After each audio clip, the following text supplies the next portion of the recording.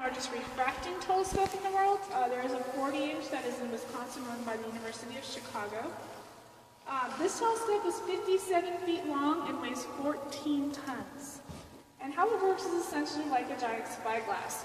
Over here we have two lenses that are 36 inches in diameter and about 6.5 inches apart. Light is seen through there where it's bent or refracted, and then it's seen at this piece over here where there may be an eyepiece, a spectrograph, or camera placed at that end. The dome that we're standing in is 76 feet tall and weighs 99 tons. The framework is made out of steel, and the shell is made out of galvanized steel plates. The wall behind you is made out of California redwood. Now, the viewing slit here above our heads, which is kind of covered in white due to the wind, is a 9-foot opening. Now, the top of the dome will spin 360 degrees, so they're able to look anywhere in the sky if they need to. But that 9-foot opening is all that the telescope needs to look through for the night sky. And how that opens is essentially just like a pair of scissors. It'll slide open, and the telescope can be moved to wherever this happens to be pointing. Now, when the mountain first started working, the first 5 years there was actually no electricity up here at all, so everything had to be moved by hand. If you look at the top of the base of the telescope, at the top of the tower, looks like wheels, like a ship wheels. That's actually how they moved the dome and the telescope at that time. In fact, we still use them today because they do give us more control of precise movement when we're trying to move 14 tons of this telescope. Now the tower behind me holds weights that work like a grandfather clock. When those weights were pulled, it gave the astronomer about 2 hours of time to track a particular object in the sky. Of course, now we have electricity and a tracking system, so we're able to just kind of push a button and move it. It's a lot easier. Now this beautiful floor that I'm standing on is 3,500 square feet of cedar wood. It's way down here. Our eyepiece is way above my head. So how would someone be able to look through the telescope? Does anyone have a good guess? They were all 17 feet tall. If you don't believe me, look at this door behind you. I'm kidding. Now, this floor is essentially an elevator. It lifts up and down. How it works is there's 4 hydraulic pumps underneath here that move like your car's getting an oil change. It'll lift the floor up and down. Now, before we had electricity, we had to power those pumps by water. So we have a very large water tower on the east side of the mountain. Water flowed down by gravity, which would help move the floor up, and then we pumped it out with a window, which would lower the floor down. We have about 8 of these black towers around here, and those actually hold the counterweights for the floor. Now, everything that you see around you was the original equipment that was brought up here 126 years ago, and it was all brought up by horseback. Everything had to be brought up, which was a 5-hour trip up here by horseback. The only thing that was not brought up here by horseback were the bricks that were made. Those were actually made here. When you travel back down the mountain, about 1.5 miles down, you'll see a small little brick house. That was our brickyard that we made all the bricks in. Now it's currently where our helicopter landing pad is, so if anyone needs to be airlifted, we have a place for the helicopter to land. Now, the road that you took coming up here was the original road that was built, and it was built in 1876, and it was made for horses, and that's why it's that really windy, crazy kind of road that you guys took to come up here. Now, we call this a Lick refractor because it was a gift to us by James Lick. James Lick was born in 1796 in Pennsylvania, where he studied carpentry from his father. He, at the age of 21, moved to Maryland to study piano making and then opened up his own business in New York. What he found out is that all of his pianos were actually being sent to South America. So he decided he was going to sell his business in New York and move to South America. He lived there until about 1847, so about 30 years of his life. Kind of had enough and decided to move back to the States. He brought with him his 30,000 gold coins, 600 pounds of chocolate, his tools, and a workbench. Now, the 600 pounds of chocolate he had actually gotten from a neighbor when he was living in Peru. He came to San Francisco in 1848, started selling the chocolate to make money. Well, his chocolate was selling so well that he wrote to his neighbor and said, "You need to get up here and meet me. Your chocolate is selling so well. If you do, you'll be a very rich man." Do you know who his neighbor might have been? Domingo Ghirardelli was James Lick's neighbor. So it's thanks to him that we have Ghirardelli chocolate. Something else actually happened in California in 1848. Does anyone remember their history? Gold was discovered. Gold was found in California in 1848, actually just a week after James Lick arrived. Well, of course, like everybody else, he got a little touch of miner's fever, gold fever, and wanted to try his hand at mining. Well, he did it for a week and hated it. It was not his thing. He decided he was not going to do it. So he started buying up land. Now, all these miners were selling off their land to go mine for gold, so he started buying up this land. He ended up owning land in Lake Tahoe, San Francisco, Los Angeles, Santa Clara, and he owned the Santa Catalina Island. When James Lick passed away, he was the richest man in California with over $3 million at that time.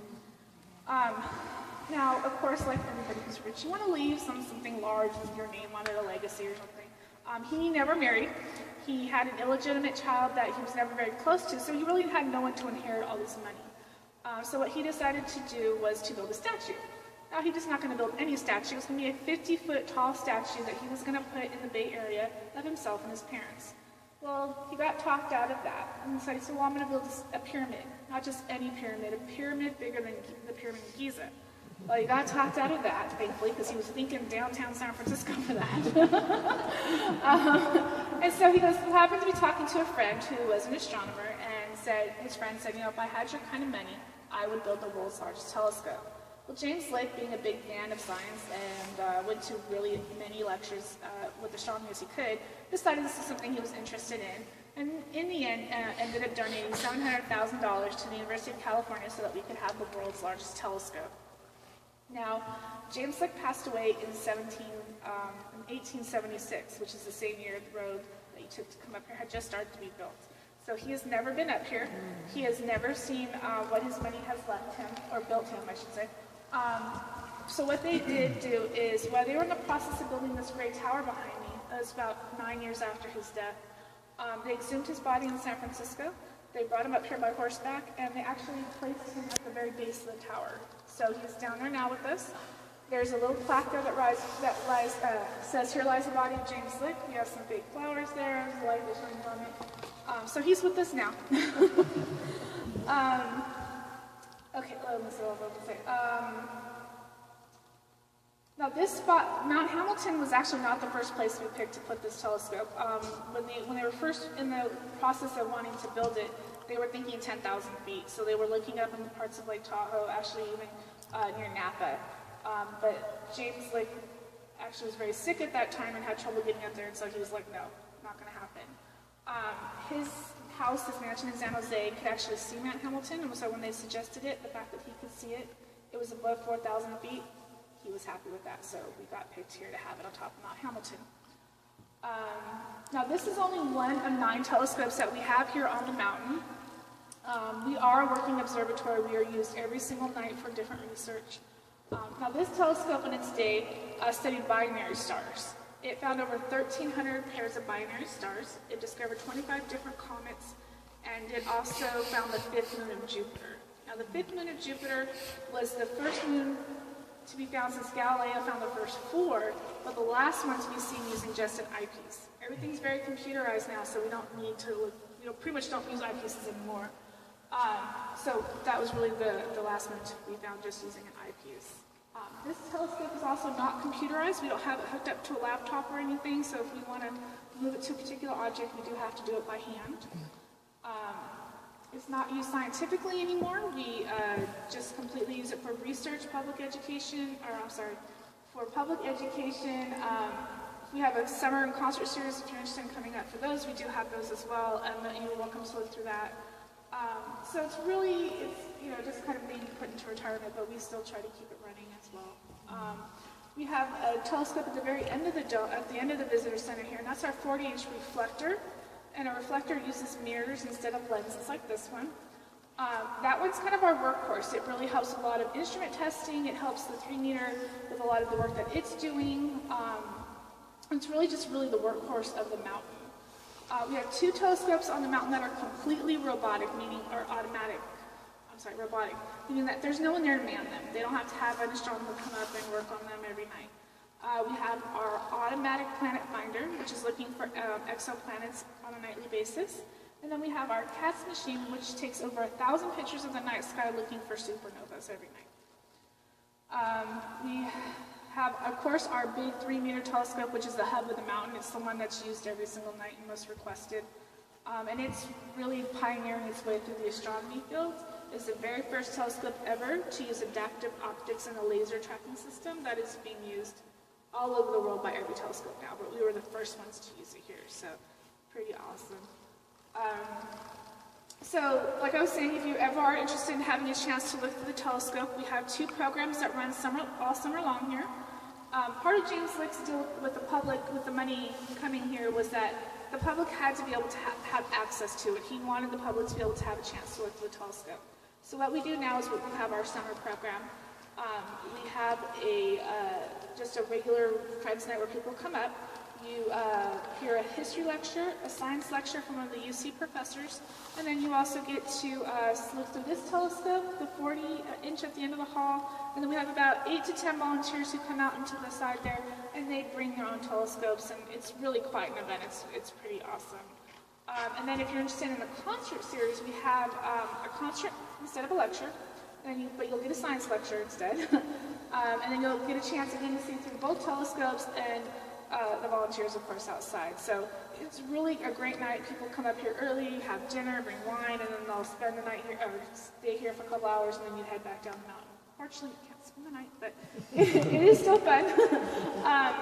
And so, the stars here are amazing at night. I would definitely highly recommend if you have a chance. If you're interested, check out our website. It's under public programs. Get on our mailing list so we can let you know when tickets become available, because they do go fast.